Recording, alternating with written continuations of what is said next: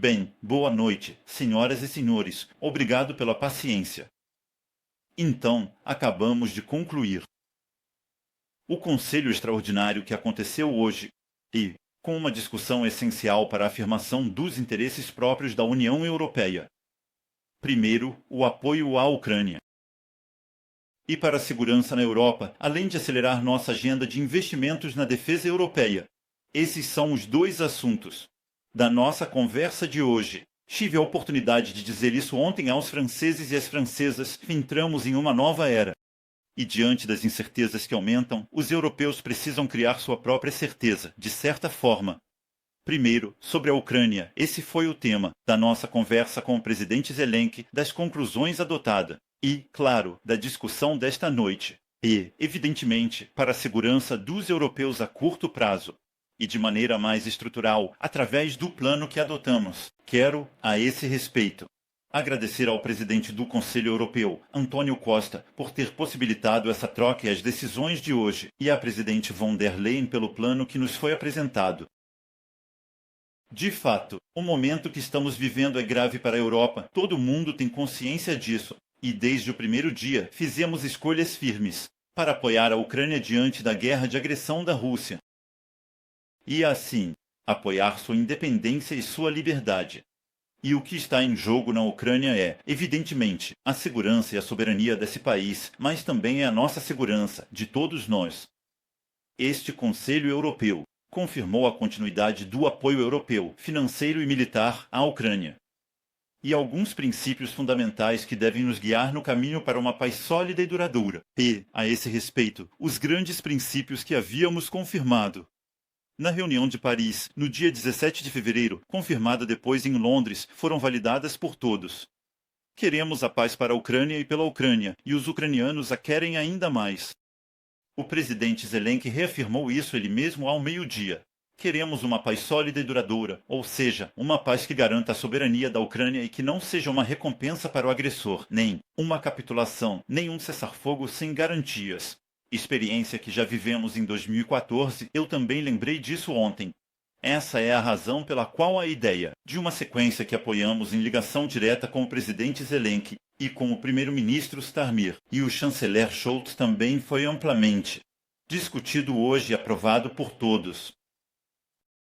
A ideia de que iríamos primeiro para um cessar-fogo que permita ser medido, verificado, um cessar-fogo nos ares, no mar e nas infraestruturas civis. O que pode então permitir a discussão sobre o que constitui garantias de segurança em sentido lato, que vão desde o reforço do exército ucraniano, a presença de forças europeias ou não europeias em solo ucraniano, até outros tipos de garantias. Nesse sentido, convidei todos os colegas que desejarem participar da reunião que será realizada em Paris, no dia 11 de março, com nossos chefes de Estado-Maior, a esse respeito e, além disso, a prioridade é apoiar a Ucrânia e seu exército a muito curto prazo. Esses são os escolhas que fizemos, todos de maneira coordenada nos últimos dias, reforçando ou acelerando os pacotes de ajuda já decidido, ou mobilizando nossos principais operadores para atender às necessidades mais urgentes do exército ucraniano. Em 2025, a União Europeia fornecerá à Ucrânia 30,6 bilhões de euros no âmbito da Facilidade para a Ucrânia e da iniciativa era do G7, financiada por, vocês sabem, os interesses dos ativos russos imobilizados. E confirmamos a disponibilidade dos europeus para aumentar urgentemente nosso apoio militar à Ucrânia e a responder às suas necessidades mais urgentes em material, examinando também todas as iniciativas para chegar lá. Além desses elementos de curto prazo, este Conselho Europeu decidiu acelerar o investimento em apoio à defesa europeia. E isso em ligação direta com o contexto que acabei de lembrar. E porque a análise compartilhada por todos os Estados-membros é de fato que a Rússia, como eu também lembrei ontem aos franceses, representa ao longo do tempo uma ameaça existencial para todos os europeus e, portanto, também para a França. Nós acreditamos, respeitamos que muitos dos nossos aliados hoje têm outras prioridades. E Europa.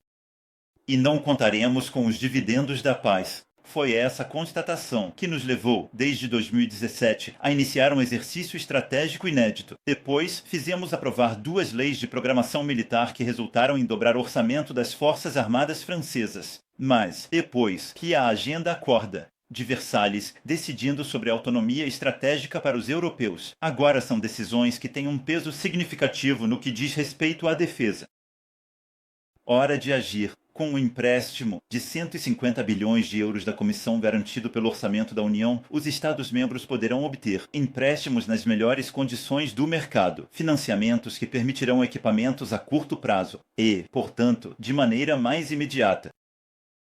A decisão, então, de ter regras mais flexíveis do Pacto de Estabilidade e Crescimento permitirá liberar investimentos em defesa a nível nacional pelos Estados-membros de vários programas do orçamento europeu. Principalmente, os fundos estruturais estão sendo reprogramados pela Comissão para que possam ser usados também nas despesas com defesa. O Banco Europeu de Investimento está mobilizado, ou melhor, remobilizado sobre seus atividades. E, claro, a poupança europeia, abundante, será usada na base industrial de defesa europeia, especialmente através da União dos Mercados de Capitais. Todas ações prazo. Agradeço à Comissão por esse trabalho que foi validado. Nós também fornecemos orientações adicionais para o Livro Branco, que será finalizado até meados de março e que permitirá preparar decisões adicionais, sobretudo em relação ao financiamento. Porque além do empréstimo de 150 bilhões, é preciso encontrar financiamentos duradouros. Eu pude fazer propostas e posso voltar a isso se quiserem. O que importa é o método por trás disso. É que precisamos, evidentemente, gastar mais, investir mais na nossa defesa.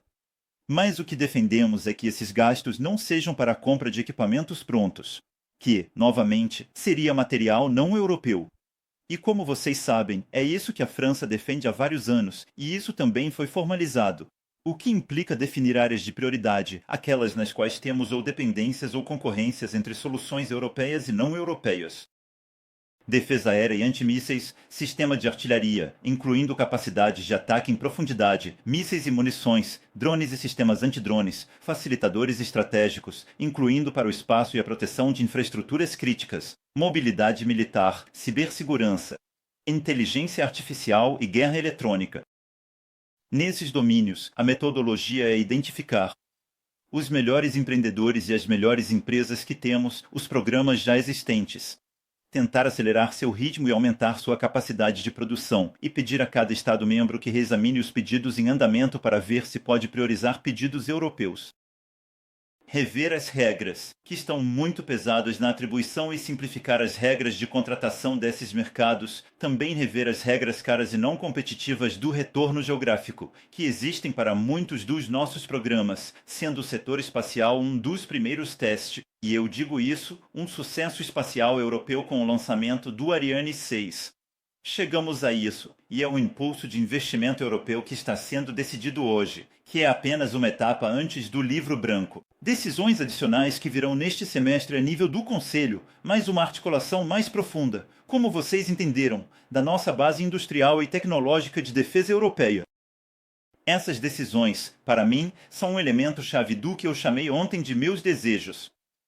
E o que também estamos mobilizados a nível nacional, ou seja, considerando a ameaça, e aconteça o que acontecer na Ucrânia, precisamos aumentar nossas capacidades de defesa e precisamos construir, nos próximos anos, capacidades de defesa autônomas para os europeus. Fico feliz com as escolhas que foram feitas hoje, mas também com um consenso muito amplo que surgiu de nossas trocas e que marca, aos meus olhos, uma grande lucidez dos europeus e um despertar estratégico, profundo. Devemos tirar em breve todas as consequências no plano econômico no próximo Conselho e no plano de defesa e segurança nas semanas que vêm através de novas decisões. Vou responder.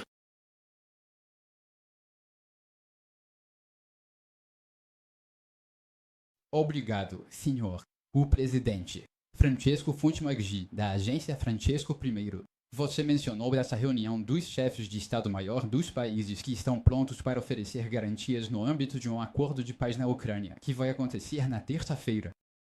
Você convidou, se eu entendi direito, também chefes de estado e de governo para participar.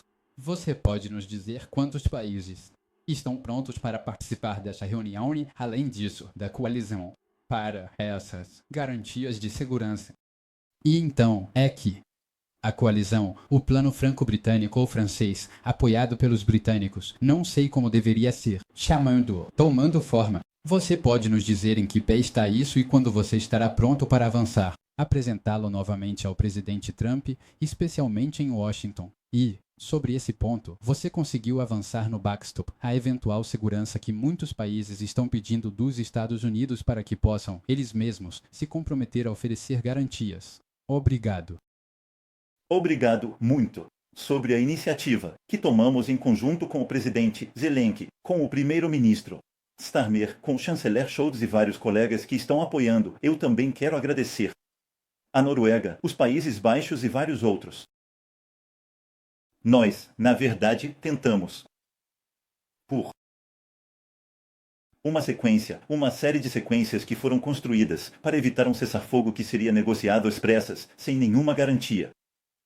E então, essa proposta de sequência foi discutida constantemente nos últimos dias, por meio de trocas com nossos amigos ucranianos, com o presidente Trump e suas equipes. Vocês viram, então, a partir da semana que vem, e isso é uma coisa muito boa, haverá uma retomada das discussões. E então, a ideia é que isso possa avançar nas negociações que vão recomeçar no nível dos negociadores na Arábia Saudita já no início da próxima semana. E então, pela primeira vez desde o início desse processo, que também era um dos nossos objetivos, existe de fato um processo entre os Estados Unidos e a Ucrânia no nível desses negociadores para que possamos avançar nesse esquema. E assim estamos avançando de maneira concreta para ver o que é aceito por uns e por outros, e para que, de fato, essa sequência permite construir primeiro uma trégua clara, depois assegurar segurança, confiança, uma paz duradoura alcançável. É agora. Sem plano oculto ou preparado. Contatos permanentes. Eu tive agora uma reunião com o presidente Zelensky. Antes de me encontrar com vocês, eu tive uma reunião com o primeiro-ministro Starmer. E nós teremos os americanos nos próximos anos. Então, estamos avançando e vamos ver o que vai acontecer nos próximos dias no nível dos negociadores. Então, em Riad, sobre, então, o que chamamos de garantia de segurança. É preciso ver de onde estamos começando. Os russos deixaram muito claro qual era a vontade deles. Eles disseram isso durante as negociações que aconteceram em Istambul na primavera de 2022, e isso foi lembrado por vários oficiais. Nada de OTAN, nenhuma força estrangeira e uma desmilitarização da Ucrânia, que os russos querem ver como um país neutro, o que significa um formato de exército muito reduzido. Essas condições são inaceitáveis para os ucranianos todos. Porque é recriar de certa forma, e eu diria até pior, as condições de 2014. E com certeza, isso permite que a Rússia leve alguns anos para se reorganizar e lançar novamente uma operação que ameaçaria a segurança e a soberania da Ucrânia e, ao fazer isso, a nossa. E então, quando falamos em garantia de segurança, há, se posso dizer, várias opções que existem. Primeiro, há a ideia de dizer, nós todos apoiamos a ideia de um exército ucraniano de tamanho e de uma natureza capaz de resistir à agressão russa. Ou seja, um formato de exército de várias centenas de milhares de homens, com equipamentos de melhor e defesa solar e capacidades para resistir. Sobre esse aspecto, posso dizer que há unanimidade entre os aliados. Eu não ouvi nenhum dos aliados europeus e não europeus dizer, não participamos de segurança. Há um consenso forte, todos concordam. Depois tem a ideia de dizer que, como há uma recusa americana hoje em entrar na OTAN, a melhor garantia de segurança é a adesão à OTAN. Nós apoiamos isso. São mecanismos do tipo adesão na OTAN. Vários países ou comentaristas propuseram mecanismos do artigo 5 ou solidariedades. Até agora, os Estados Unidos da América recusaram todos esses mecanismos do tipo otaniano. E assim, há outra categoria que consiste em implantar, com base em decisões totalmente nacionais, uma série de exércitos, não na linha de frente, não em áreas ocupadas, mas no dia seguinte à paz. em áreas justamente tranquilas, seus exércitos, para garantir plenamente essas regiões, marcar uma assinatura estratégica e criar uma solidariedade de fato entre as nações membros da OTAN. E então, isso é um dos esquemas que foi trabalhado entre França e Grã-Bretanha, ampliado para outros países. E você está certo que, para todos, a condição é a natureza do apoio americano. E assim, haverá as primeiras discussões exploratórias sobre toda essa gama de opções que acontecerão com os chefes de Estado-Maior. Todas as forças aliadas serão convocadas, e cabe a cada um, então, se mobilizar no nível desejado, em estreita coordenação com a OTAN e o Comando Militar da OTAN, que também estará associado a essa iniciativa. A ideia é maximizar visibilidade aos ucranianos e também marcar um sinal sobre a natureza da nossa fronteira. Todos os países serão convidados na terça-feira. A unanimidade é essencial. Importantes são os trabalhos técnicos que serão realizados. Eu diria, sem dúvida, algumas palavras, já que estamos à frente da iniciativa. Analisar que tipo de organização e custo para apoio duradouro a um exército ucraniano. Esses trabalhos ainda não começaram e precisam ser realizados. Não, o objetivo é que o trabalho continue. Portanto, nós vamos continuar em estreita ligação com a OTAN e uns com os outros, mas tudo isso será feito com total transparência. Talvez haverá representantes do comando americano, da OTAN, que permitirão compartilhar informações. Senhor Presidente, Felipe Ricard do Le Monde. Sobre os debates desta noite, você pode nos esclarecer suas ideias sobre os financiamentos inovadores adicionais que você deseja no âmbito do Livro Branco sobre Defesa a nível comunitário? Por exemplo, seria um grande empréstimo europeu, novo, um veículo especial, intergovernamental. Essas são ideias que você já discutiu, especialmente com Friedrich Merz, o futuro chanceler alemão, e você sabe o que ele pensa sobre isso. E quanto ao que você disse ontem sobre a dissuasão nuclear francesa, que você propõe ampliar, digamos, à disposição de outros estados europeus. Você falou sobre isso esta noite com seus homólogos do Conselho Europeu. Quais foram as perguntas deles sobre o assunto? Como você vê as coisas, na verdade, como esse debate vai evoluir? Obrigado. Muito obrigado. De fato, eu acho que hoje em dia a gente usa, como vocês podem ver, o que não foi aproveitado do plano anterior e outros que existem, mas não estão sendo utilizados. E então, a comissão fez o que precisava ser feito, reagiu muito rápido com uma base legal que lhe permitia fazer isso e mobilizar seus financiamentos. E, portanto, isso é muito útil porque permite decisões rápidas, pedidos rápidos, e assim acelera os programas que hoje estão nas mãos dos nossos grandes industriais na Europa. Mas isso não é suficiente. Nós, o que vamos apoiar é de fato a ideia de que depois possamos ter um financiamento comum. Porque eu acho que a liberdade, o espaço orçamentário que é deixado a nível nacional não é uma solução satisfatória, pois há muitas diferenças entre os Estados-membros. E se a gente realmente quer ter grandes programas europeus e uma base industrial europeia, é preciso um financiamento europeu. E então o que vamos apoiar é, de fato, que possamos avançar em direção ao financiamento inovador. Alguns propõem ter como base o ESM. Eu sou a favor de considerar essa solução e um empréstimo europeu para a defesa que permitiria olhar de forma mais ampla para o financiamento dos grandes esforços de defesa, como a inteligência artificial, sendo que ambos estão interligados e são fundamentais para a nossa soberania estratégica e nossa autonomia. E eu acho que um financiamento é ainda mais relevante, pois ajudaria a evitar o iminente pagamento do empréstimo da Covid, começando em 2028. Vocês veem que o desafio para nossos países hoje é aumentar o financiamento nacional em questões prioritárias, como os grandes investimentos, incluindo a defesa. Mas não é, de certa forma, responder ao pagamento de empréstimos que são de ontem. A gente precisa se dar mais profundidade, mais espaço. E quando olhamos para o nível agregado, a União Europeia ou mesmo a Zona Euro, temos um subendividamento desta área em comparação com os Estados Unidos da América, o que nos dá muito espaço. Em 5 a 10 anos, o relatório Draghi mostraram isso. Geopolítica acelera isso. Precisamos investir massivamente. Se europeus querem enfrentar a ameaça. Se quisermos atender às necessidades de investimento em inteligência artificial e se quisermos enfrentar o desafio de descarbonizar nossas economias nas tecnologias verdes, e então a prioridade é mobilizar financiamento comum para fazer isso agora e, em vez disso, ter prazos de pagamento que ocorrerão quando tivermos superado esse obstáculo. E quando tivermos garantido equipamentos que nos permitam ser credíveis para nós mesmos, quando começarmos a colher os frutos da descarbonização, porque em alguns anos teremos esses frutos, estamos investindo massivamente em nossas interconexões, em nossas redes, em nossos programas nucleares e renováveis. Tudo isso vai nos permitir ser muito menos dependentes do custo dos combustíveis fósseis. Teremos o dividendo, ou o retorno em 5 a 10 anos.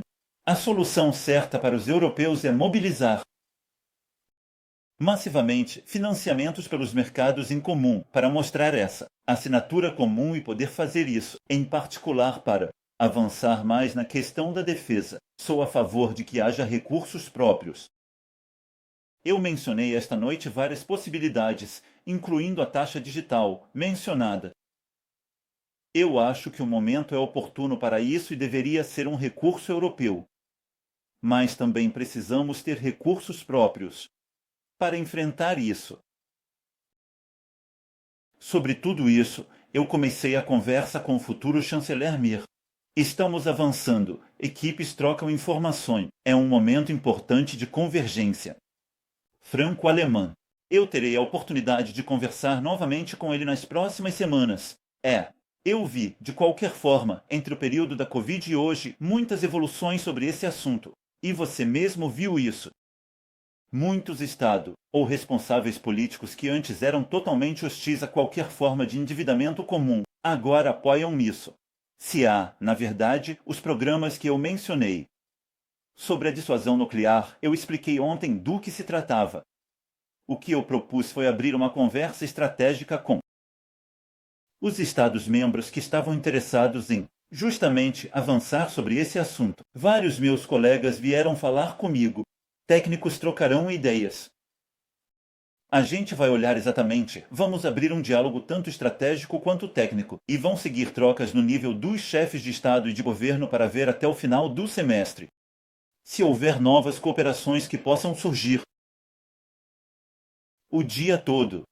Mas, porque eu também respondi a um convite que existiu e isso é normal. Vamos olhar isso com lucidez. A situação que estamos vivendo há 3 anos.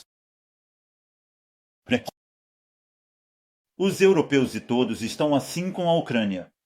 Porque você tem uma potência nuclear que é o agressor. Então, legítima Europa precisa se perguntar sobre a questão da dissuasão nuclear, para si mesma modo geral. Noite. O presidente. Sou jornalista russo, exilado aqui na França, da rede independente Dost. Meu nome é Denis Kataev. Obrigado à República Francesa por nos receber aqui na Europa. E eu tenho uma pergunta sobre a reação. Presidente, obrigado por seus esforços e suas iniciativas que inspiram otimismo, mas para todo mundo, não para você. A ação de Moscou, por exemplo. Senhor, Putin ficou ofendido depois do seu discurso de ontem e disse, eu cito, ainda há pessoas que querem voltar à época de Napoleão, esquecendo como isso terminou. O que você pensa sobre esse assunto? E o senhor Trump ele também reagiu sobre o assunto da OTAN. Eu cito. Meu maior problema com a OTAN é que se os Estados Unidos tivessem um problema e chamássemos a França, você acha que eles viriam nos ajudar? Essa é a pergunta do Sr. Trumfo. O que você acha dessa reação? Eu tenho uma pergunta mais séria, senhor. O presidente Donald Trump legítima. Hoje, Donald Trump legítima o senhor Putin. Ele restabeleceu relações com o senhor Putin com a Rússia. Mas você, como líder da Europa hoje, você está, pessoalmente, pronto para falar de novo com o senhor Putin. E quando? Porque em Shenzhen você também mencionou depois de Butcha. É impossível. E agora é possível. É hora de ver Putin. Ainda não. Veio para falar com o Sr. Poutine, senhor presidente. Obrigado. Sobre primeira. Eu conheço bem o presidente Putin. Então, se ele reage assim, é porque ele sabe que eu falo a verdade. E isso. Eu sei que ele pode trair os acordos que assina e que ele já fez isso, que eu estou aqui para testemunhar, já que estávamos com o chanceler Merkel, os garantidores pelo processo de Normandia do Acordo de Minsk, que ele violou deliberadamente. Ele faz um erro histórico e isso me surpreende dele. Napoleão fazia conquistas. O único poder imperial que eu vejo hoje na Europa se chama Rússia, e ele é um imperialista revisionista da história e da identidade dos povos. E a vontade é sermos potência de paz. No fundo, tudo o que fazemos, pelas escolhas de armar-nos para evitar a guerra de amanhã, são escolhas de paz. Eu acho que o presidente Putin voltar a essa visão é erro histórico. Na referência, ele ficou irritado por desmascararmos seu jogo. Houver uma trégua não é para fazer paz. Isso será para retomar a guerra com mais força. A questão de saber se a França viria ajudar os Estados Unidos da América, eu convocarei nossa história secular. Lafayette veio. Pershing fez o trajeto no sentido inverso, convocando essa memória, e eu estive, há poucos dias, ao lado de veteranos americanos que fizeram o caminho até Omaha Beach. Tantos outros fizeram, sempre nos apoiamos, mas eu me atreveria a lembrar que não, os franceses, europeus estavam lá quando o Afeganistão foi chamado. E, aliás, não os avisamos educadamente quando o Afeganistão aconteceu. Então, somos aliados leais e fiéis. Que quem duvidar disso, olhe simplesmente para a história contemporânea que é a nossa. Ela justifica tudo o que temos para os Estados Unidos da América, que eu tenho por seus líderes. Respeito e amizade. E eu acho que temos o direito de exigir o mesmo, porque nossa história mostra que merecemos. E eu estou pronto para falar com o presidente Putin quando tivermos visto com o presidente Zelensky nossos parceiros europeus. Momento certo. Entrando em de discussão, de negociações, justificará que haja conversas com negociadores e líderes. Sim. Vou pegar a última pergunta. Pode. Boa noite, presidente Leopold da BBRD FM TV. Dando continuidade ao que você acabou de dizer, houve uma declaração, há algumas horas, de Marco Rubio, secretário de Estado americano, sobre a profundidade dessa guerra, com a mensagem dele. Estamos em uma guerra entre os Estados Unidos e a Rússia. Na verdade, a Ucrânia seria apenas uma espécie de proxy, é o termo que ele usou na televisão. É uma retórica que também é usada por Moscou. Qual é a sua reação a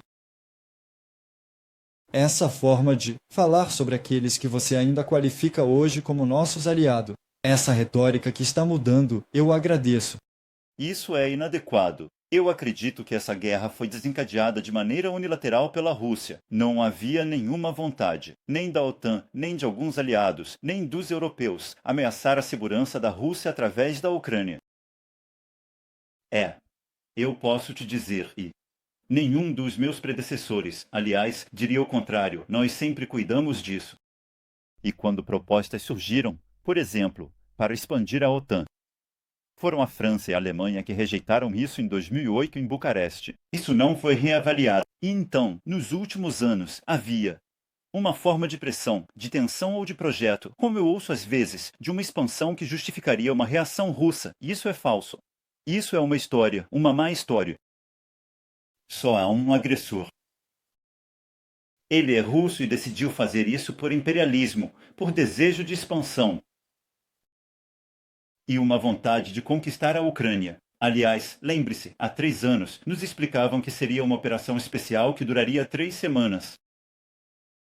E essa operação, aliás, estava sendo realizada pelo leste e pelo norte, com várias centenas de milhares de soldados indo em direção a Kiev. Foi liberada, assim como o norte do país, pelos ucranianos. Depois, eu acho que é inadequado qualificar isso, porque de certa forma tira a responsabilidade. Os responsáveis ucranianos. Desde 3 anos que eu saiba, não houve nenhum combatente, nem europeu nem americano, em solo ucraniano. Ajudamos, financiamos, demos capacidades, mas os valentes que lutaram por seu território e por sua soberania são os ucranianos, não americanos, europeus. E, portanto, querer dizer de certa forma hoje que seria simplesmente uma discussão entre americanos e russos é despojar um povo que resistiu pela sua sobrevivência, da sua dignidade e da sua luta.